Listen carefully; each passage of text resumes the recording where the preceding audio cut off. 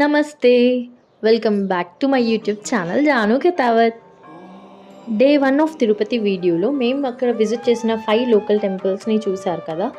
ఈ వీడియోలో మీరు డే 2 ఆఫ్ తిరుపతి వీడియోస్‌ని చూడబోతున్నారు.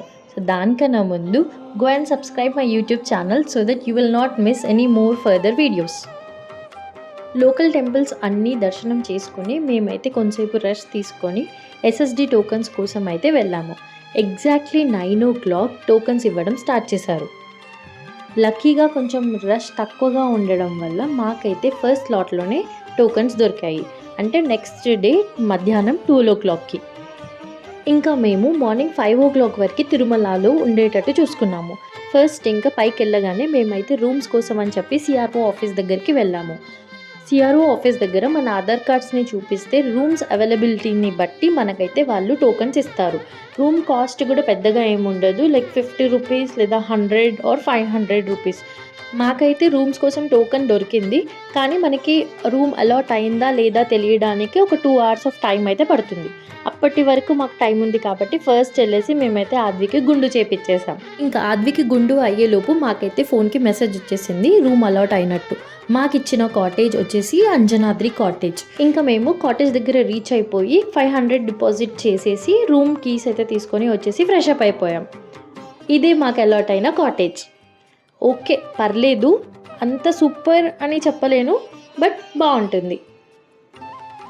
మాకు స్లాటెడ్ టోకన్స్లో ఉన్న టైం వచ్చేసి 12 దర్శనానికి. కానీ మాకు రూమ్ అలాట్ అయ్యి ఆద్వికి గుండు చేపించుకొని మేము ఫ్రెష్ అప్ అయ్యి వెళ్ళేసరికి ఇప్పుడైతే ఆల్మోస్ట్ టైం 1 అయిపోయింది మేము స్టార్ట్ అయ్యేసరికి. ఇప్పుడే రెడీ అయ్యి మేము దర్శనానికి స్టార్ట్ అయ్యాం. టోకెన్స్ ఉన్నాయి, సో జల్దీ అయిపోతుంది దర్శనం. ఎంత టైం పట్టిందో చూద్దాం. ఎక్కడికి వెళ్తున్నా అండి? జే దర్శనం. గోవిందా గోవిందా. సూపర్. ఇప్పుడు మేమున్న ప్లేస్ నుంచి టోకన్ దర్శనం ఎంట్రీ పాయింట్ వరకు అయితే వెళ్ళాల్సి ఉంటుంది. దానికోసం మనకి తిరుమలలో ఫ్రీ బస్సెస్ ఉంటాయి ఒక ప్లేస్ నుంచి ఒక ప్లేస్కి వెళ్ళడానికి. ఇంకా మేము బస్ ఎక్కేసి వెంగమాంబ అన్నపూర్ణ బస్ స్టాప్ దగ్గర అయితే దిగాము. ఎందుకంటే ఫస్ట్ మనం వెళ్ళేసి వరాహస్వామి దర్శనం అయితే చేసుకోవాలి అక్కడ నుంచి. ఇంకా ఒకసారి గుండం దగ్గరికి వెళ్ళేసి మేమైతే అక్కడ దేవుణ్ణి దండం పెట్టుకొని వరాహస్వామి దర్శనానికి అయితే వచ్చాము. ఇప్పుడు వరాహస్వామి దర్శనానికి వెళ్తున్నాం మేము.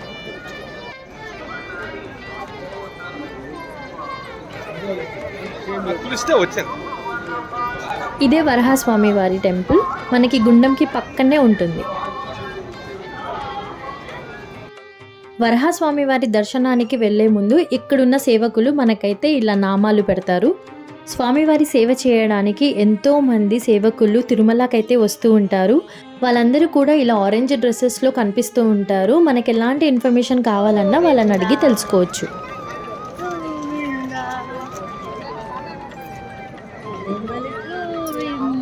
వరాహస్వామి వారి దర్శనం చేసుకొని బయటికి వచ్చేసరికి మాకైతే 1:30 అయిపోయింది ఆఫ్టర్నూన్.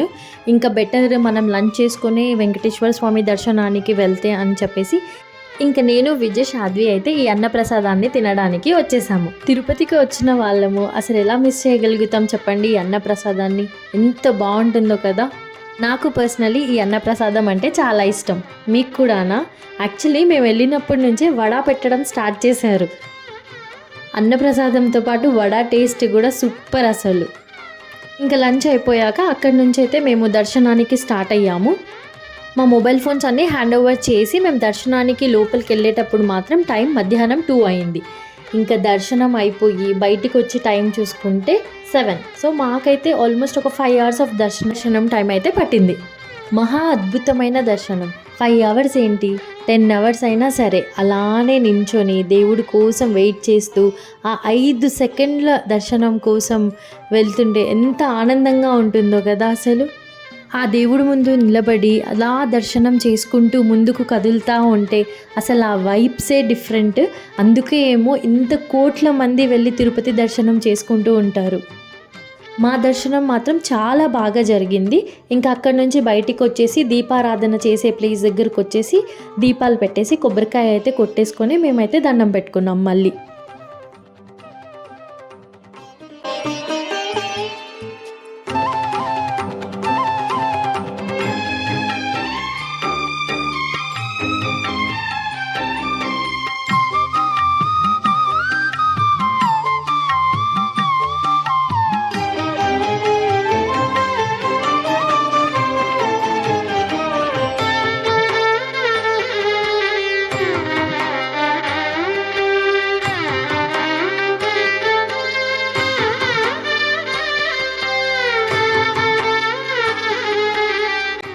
ఈ హనుమాన్ టెంపుల్ వెంకటేశ్వర స్వామి టెంపుల్కి ఎదురుగా ఉంటుంది.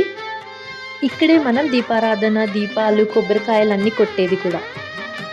నైట్ వ్యూ ఆఫ్ తిరుపతి ఎంత బాగుంటుంది కదా. ఎటువైపు చూసినా లైట్స్, ఎక్కడ చూసినా జనాలు, అండ్ మనం వెళ్తున్నంతసేపు మనకు వినిపించే మంత్రాలు, ఆ దేవుడి పాటలు. అసలు తిరుపతిలో ఉండే ఆ వైబే డిఫరెంట్. ఫుల్ ఆఫ్ పాజిటివిటీతో నిండిపోయి ఉంటుంది. అండ్ ఎటువైపు చూసినా ఆ దేవుడి నామాలతో. ఇంకా దర్శనం అయిపోయింది, దేవుడికి దీపాలు, కొబ్బరికాయలు కూడా అయిపోయాయి.